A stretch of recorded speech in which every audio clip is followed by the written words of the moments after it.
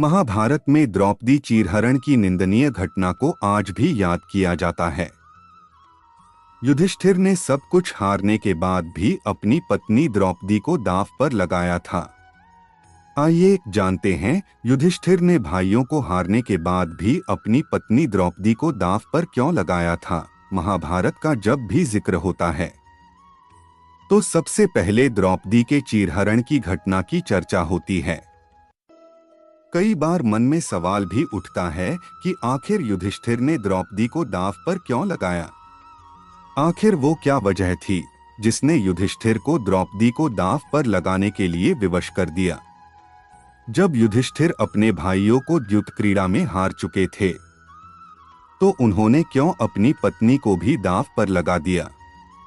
आइए जानते हैं महाभारत की कहानी। द्युत क्रीड़ा ने महाभारत के युद्ध की भूमिका तैयार की। वैसे तो दुर्योधन सहित सारे कौरव भाई पांडवों को पसंद नहीं करते थे, हमेशा पांडवों के साथ अन्याय ही करते थे, लेकिन द्युत क्रीड़ा ने महाभारत युद्ध की पृष्ठभूमि तैयार की। द्युत क्रीड़ा या फिर चौसर के खेल में कौरवों ने अन्याय की सारी सीमाएं लांघ दी। द्युत क्रीड़ा का खेल वैसे तो एक बुरा खेल ही है, लेकिन जब इस खेल को बेईमानी के साथ खेला गया तो इसका परिणाम पांडवों के लिए और भी घातक हो गया। द्युत क्रीड़ा में कौरवों की तरफ से खेलने के लिए उनके शकुनी मामा थे, जिसने पांसे को अपने इशारों पर नचाया।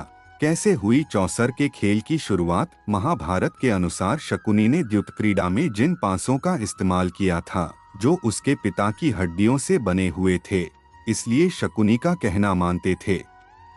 शकुनी ने इसी बात का पूरा फायदा उठाया और खेल की शुरुआत में पांडवों का उत्साह बढ़ाने के लिए युधिष्ठिर को जिताना शुरू किया।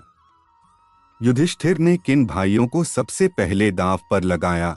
युधिष्ठिर ने सबसे पहले अपनी संपत्ति को दांव पर लगाया, लेकिन पासे दुर्योधन के पक्ष में रहे और युधिष्ठिर हार गए। इसके बाद युधिष्ठिर ने अपनी कीमती चीजों को दांव में लगाना शुरू किया, लेकिन युधिष्ठिर अपनी कीमती चीजों को भी हार बैठे। इसके बाद युधिष्ठिर और बाकी पांडव भाई अपने आभूषण और मुकुट भी हार बैठे। इसके बाद जब युधिष्ठिर के पास दांव पर लगाने के लिए कुछ नहीं बचा तो शकुनी ने युधिष्ठिर को भाइयों को दांव पर लगाने की सलाह दी। इसके बाद युधिष्ठिर ने सबसे पहले नकुल और सहदेव को दांव पर लगाया, लेकिन युधिष्ठिर फिर से हार गए।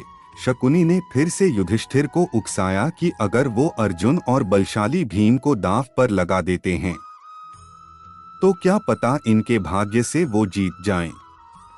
ऐसे में युधिष्ठिर ने शकुनी की बात मान ली और दोनों भाइयों को दांव पर लगाया दिया। इसके बाद युधिष्ठिर भीम और अर्जुन को भी द्युत क्रीड़ा में हार बैठे।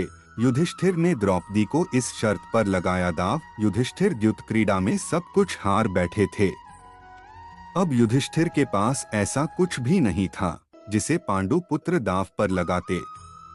युधिष्ठिर तो खुद अपने आप तक को द्युत क्रीड़ा में हार बैठे थे। इसके बाद भाग्य के बदलने के इंतजार में युधिष्ठिर ने अपने सभी भाइयों को भी दांव पर लगा दिया था। इसके बाद जब दांव लगाने के लिए कुछ नहीं बचा तो शकुनी ने झूठी संवेदनशीलता दिखाते हुए युधिष्ठिर को समझाया कि चिंता करने की आवश्यकता नहीं है। अभी तो दांव पर लगाने के लिए पांचों पांडवों की पत्नी द्रौपदी भी बची हुई है। ये सुनते ही भीम का खून खौल उठा, लेकिन युधिष्ठिर के कहने पर भीम शांत हो गए। इस शर्त को मानकर युधिष्ठिर कर बैठे अनर्थ। शकुनी ने दुर्योधन की आज्ञा लेकर युधिष्ठिर के सामने एक शर्त रखी कि अगर पासे के अंक युधिष्ठिर की इच्छा के अनुसार आते हैं तो दुर्योधन युधिष्ठिर को राजकाज, संपत्ति, कीमती चीजें, भाई और उनकी पत्नी सब कुछ वापस कर देंगे। इस शर्त को मानते हुए युधिष्ठिर ने द्रौपदी को दांव पर लगा दिया और इसके बाद ऐसा अनर्थ हुआ जिसने महाभारत का रक्तरंजित युद्ध कराने में महत्वपूर्ण भूमिका निभाई।